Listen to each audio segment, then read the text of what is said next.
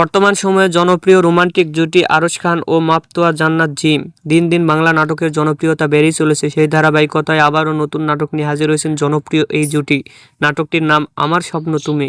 এই নাটকটিতে অভিনয় করেছেন বর্তমান সময়ের আলোচিত অভিনেতা আরশ খান ও আলোচিত অভিনেত্রী মাপতোয়া জান্নাত জিম। এই নাটকটি রচনা ও পরিচালনা করেন রাসেল আজম।